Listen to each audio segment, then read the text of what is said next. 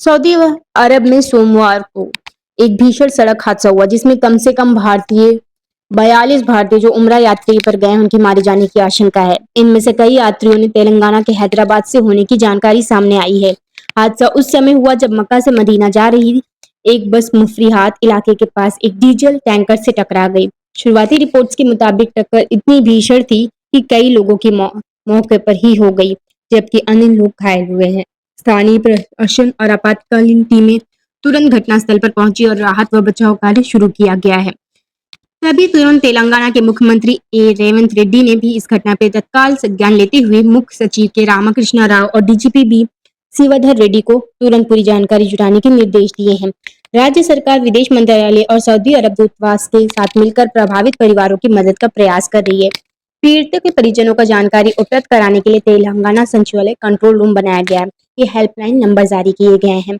उन्होंने यह भी बताया है कि हादसे में मद्देनजर रखते हुए भारतीय वाणिज्य दूतावास ने भी 24x7 कंट्रोल रूम स्थापित किया गया है और एक टोल फ्री नंबर भी जारी किया गया है। प्रशासन पीड़ितों और घायलों के बारे में पूरी जानकारी लेने में जुटी है।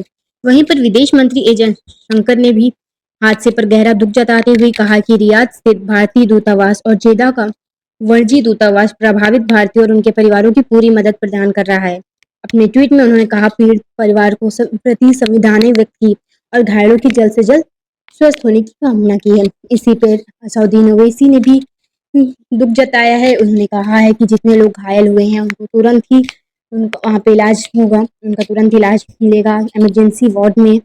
और उन्होंने ये भी कहा है कि उन्होंने एस जयशंकर से बात भी कर ली है, जो विदेश मंत्री हैं, उनसे बात हो गई है और वो खुद भी सारी खबर इकट्ठा करने में लगे हुए हैं। मालूम हुई है कि हैदराबाद के 2 ट्रैवल एजेंसी, एक fly zone tours and travels और अल मक्का हज एंड उमरा के 42 हाजी मक्का से मदीना जा रहे थे बस में, और बस को आग लगने से मालूम हुआ कि सिर्फ एक शख्स की जान बची है। कंफर्म नहीं है, बात कह रहे हैं कि पूरों का इंतकाल हो गया।